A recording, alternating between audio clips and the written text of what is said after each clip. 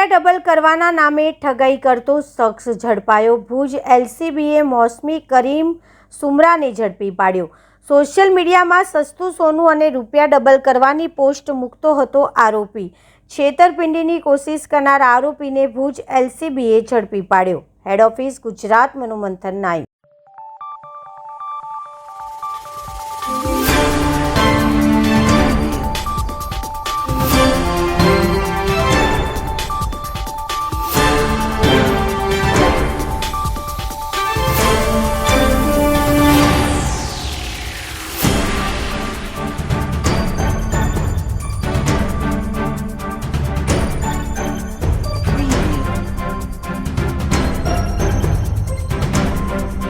LCB પોલીસને ગઈકાલે બાતમી મળેલ હતી કે મોહસિન સુમરા અને ઇમરાન સુમરા નામના બે વ્યક્તિઓ છે જે લોકો પોતાના ફેસબુક આઈડી પરથી 1 લાખથી 5 લાખ અને નકલી જે સોનાના બિસ્કિટ આવે છે એના વિડીયોઝ મૂકે છે, ફોટોઝ મૂકે છે।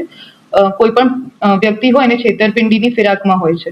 એ બાબતે એલસીબી ટીમ દ્વારા આખું વર્કઆઉટ કરતા આ બે વ્યક્તિઓને પકડવામાં આવ્યા છે અને એનાથી એમના જ્યારે મોબાઈલ જોવામાં આવ્યા ત્યારે ખબર પડી કે મોહસિન સુમરા એમનું એક ફેક ફેસબુક આઈડી છે જેના પરથી નામ છે હાર્દિક પટેલનું, અને ઇમરાન સુમરા જેમનું ફેક ફેસબુક આઈડી છે વિજય સોનીના નામથી। એ લોકો એમના ફેસબુક આઈડીઝ પરથી વિડીયોઝ અને રીલ્સ ને બધું મૂકે છે કે જેમાં 1 થી 5 લાખ અને ફેક આપણા જે સોનાના બિસ્કિટ હોય એના વિડીયોઝ મૂકે છે।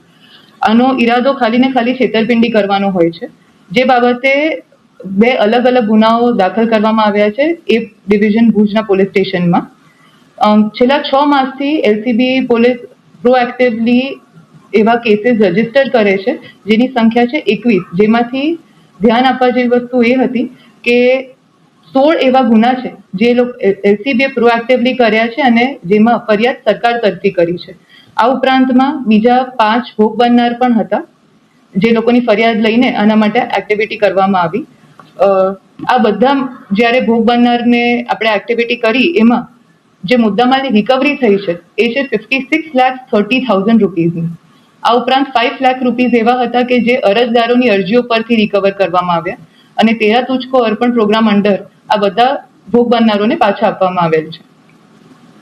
આ પ્રકારના જે ગુનાઓ છે એ અટકાવવા માટે ભવિષ્યમાં અવેરનેસ કાર્યક્રમો બી કરવામાં આવશે અને આરોપીઓને પકડવા માટે પ્રોએક્ટિવલી એલસીબીની એક ટીમ અને એક લોકલ પોલીસની ટીમ ફેસબુક પર બીજા સોશિયલ મીડિયા પ્લેટફોર્મ્સ પર વોચ રાખે છે અને જો આ પ્રકરણમાં આરોપીઓ ઇન્વોલ્વ થતા જ રહેશે, કામ કર્યા જ કરશે આ રીતે, તો એ લોકોની સામે મિલકત જપ્તી સુધી પણ કાર્યવાહી કરવામાં આવશે।